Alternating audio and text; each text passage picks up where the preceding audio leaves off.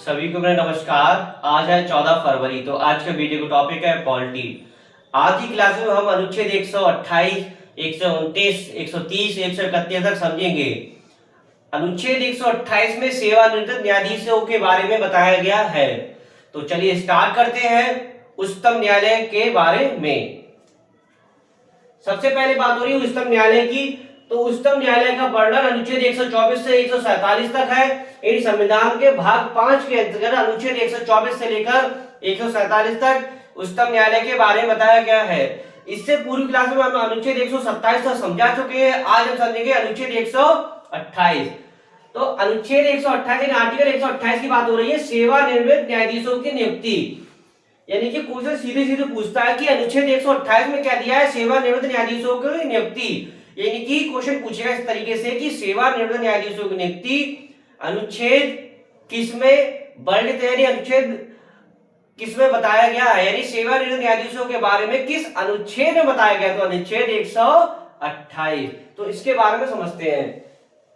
मुख्य न्यायाधीश राष्ट्रपति की पूर्व सहमति से, बात हो रही है मुख्य न्यायाधीश यानी सीजीआई पूर्व सहमति से सर्वोच्च न्यायालय या उच्च न्यायालय के किसी सेवानिवृत्त न्यायाधीश को अस्थायी रूप से सर्वोच्च न्यायालय में नियुक्त कर सकते हैं। यानी कि जो भारत के सीजीआई मुख्य न्यायाधीश है, राष्ट्रपति की सलाह से जो सेवानिवृत्त न्यायाधीश हो जाते हैं तो उनके लिए उच्चतम न्यायालय के न्यायाधीश के रूप में नियुक्त कर सकते हैं। लेकिन किसकी सलाह पर? राष्ट्रपति की सलाह पर जो सेवानिवृत्त न्यायाधीश हो जाते हैं उनको पुनः नियुक्त कर सकते हैं। कौन?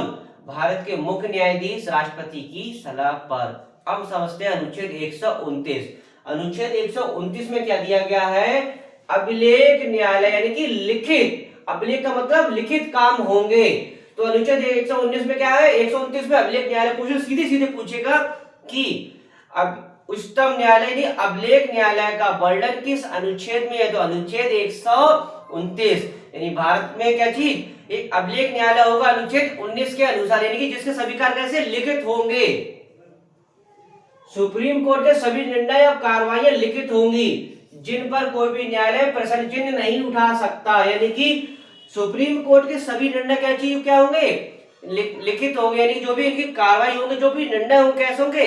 वही रिटेन होंगे और उन पर कोई भी क्या चीज प्रश्न चिन्ह नहीं उठा सकता। इसी के साथ समझते हैं सुप्रीम कोर्ट अपनी अवमानना के लिए व्यक्ति को दंडित कर सकती है। यदि कोई व्यक्ति सुप्रीम कोर्ट की अवमानना करेगा तो सुप्रीम कोर्ट उस व्यक्ति को दंडित कर सकती है। तो अनुच्छेद 129 में क्या समझा आपने? अभिलेख न्यायालय। यानी कि अभिलेख न्यायालय का मतलब है कि सुप्रीम कोर्ट की जितनी भी कार्रवाई होगी, जो भी निर्णय वो क्या होगा? लिखित होगा। नाम से पता चल रहा अभिलेख यानी लिखित। अब बात करते हैं अनुच्छेद 130। तो अनुच्छेद 130 में क्या दिया गया है? अनुच्छेद 130 में सीधे सीधे पूछा सर्वोच्च न्यायालय का स्थान। यानी कि सर्वोच्च न्यायालय का स्थान कहाँ होगा? तो सर्वोच्च न्यायालय का स्थान क्या होगा? दिल्ली में। यानी कि सर्वोच्च न्यायालय स्थान कहाँ होगा? दिल्ली में। यानी अनुच्छेद 130 सीधे कहता है कि सर्वोच्च न्यायालय का स्थान, तो सर्वोच्च न्यायालय का मुख्य स्थान कहाँ होगा? दिल्ली में होगा। अब आता अनुच्छेद 131 मूल क्षेत्राधिकार।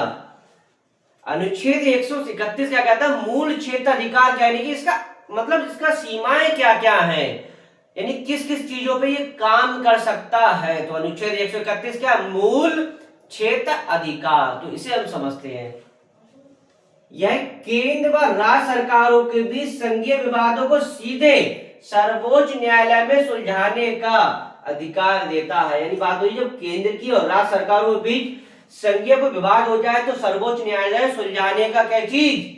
अधिकार देता है। यानी कि जब केंद्र और राज्यों के बीच यानी केंद्र और राज्य सरकार के बीच कोई विवाद उत्पन्न हो जाए तो क्या चीज? ऐसी स्थिति में संघीय न्यायालय यानी कि सुलझाने का क्या चीज क्या देता है? सुलझाने का अधिकार देता है। यानी कि जब केंद्र और राज्यों के बीच कोई भी विवाद हो जाए तो सर्वोच्च न्यायालय में सुलझाने का क्या चीज? अधिकार देता है। अब हम इसी के साथ समझते हैं दो या दो से अधिक राज्यों को विवाद। जब दो या दो से अधिक राज्यों को विवाद हो जाता है तो भी कार्रवाई क्या किसके तहत होती है? इसी अनुच्छेद के तहत होती है। यह अनुच्छेद उन मामलों पर लागू नहीं होता जो संविधान के लागू होने से पहले की किसी संधि या समझौते से उत्पन्न हुए हैं, यानी कि अब इसका मतलब यह है, यह अनुच्छेद उन मामलों में नहीं होगा जब संविधान लागू होने से पहले। नहीं, संविधान कब लागू हुआ था?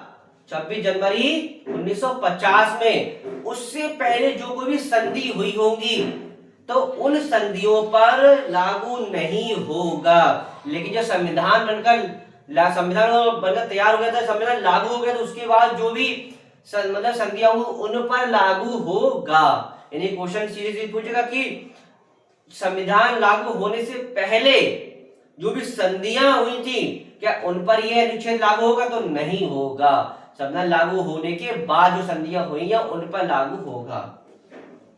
इसका मुख्य उद्देश्य भारत के संघीय ढांचे को बनाए रखना है, यानी कि इसका मुख्य उद्देश्य क्या है? जो भारत का संघीय ढांचा है उसको बनाए रखना है। तो आज की क्लास में आपने क्या समझा? आज की क्लास में आपने समझा अनुच्छेद 128, 129, 130, 131। 128 में क्या समझा? सेवानिवृत्त न्यायाधीश। सेवानिवृत्त न्यायाधीश का मतलब समझ रहे हैं? जो एक प्रकार से निर्वित यानी कि रिटायर हो जाते हैं। तो सेवानिवृत्त न्यायाधीश नियुक्ति यानी कि जो सर्वोच्च न्यायालय के मुख्य न्यायाधीश सीजेआई है, वो राष्ट्रपति की सलाह पर जो सेवानिवृत्त न्यायाधीश हो जाते हैं उनको पुनः नियुक्त कर सकते हैं। अब बात करते हैं अनुच्छेद 129। 129 में क्या दिया है? अभिलेख न्यायालय। अभिलेख न्यायालय का मतलब होता है कि जो सर्वोच्च न्यायालय की जो भी कार्रवाई निर्णय है क्या चीज लिखित किए जाएंगे। अब हम समझते हैं अनुच्छेद 130। 130 का मतलब क्या? सर्वोच्च न्यायालय का स्थान। तो सर्वोच्च न्यायालय का स्थान कहाँ होगा? सर्वोच्च न्यायालय का मुख्य स्थान होगा दिल्ली में। अब समझते हैं पुनः फिर से अनुच्छेद 131। 131 में क्या? मूल क्षेत्र अधिकार। मूल क्षेत्र अधिकार क्या है? जब केंद्र और राज्यों के मध्य कोई विवाद उत्पन्न हो जाता है तो उसका सुलझाने का अधिकार कहाँ है? सर्वोच्च न्यायालय के पास है। साथ ही जब दो या दो से अधिक राज्यों के बीच कोई विवाद उत्पन्न हो जाता है तो भी क्या चीज? उसका निर्णय सर्वोच्च न्यायालय में किया जा सकता है। अच्छा, सर्वोच्च न्यायालय जो मामले है, यानी कि अगर कोई संधि संविधान लागू होने से पहले की है, यानी संविधान बनकर कब लागू, संविधान कब लागू हुआ था? 26 जनवरी 1950। उससे पहले से कोई संधि चली आ रही है तो उन पर लागू नहीं होगा। लेकिन जब संविधान बनकर तैयार होता है, यानी संविधान जब लागू हो गया था 26 जनवरी 1950 के बाद जो भी संधियां हुई उन पर लागू होगा। तो आज की क्लास में आपने अनुच्छेद 128 से लेकर 131 तक समझा। तो आशा करता हूँ वीडियो आपको अच्छा लगा। वीडियो अधिक से अधिक लाइक कीजिएगा, शेयर कीजिए, कमेंट्स कीजिए। समाप्त करते हैं। नेक्स्ट वीडियो नेक्स्ट टॉपिक के साथ मिलेंगे। धन्यवाद।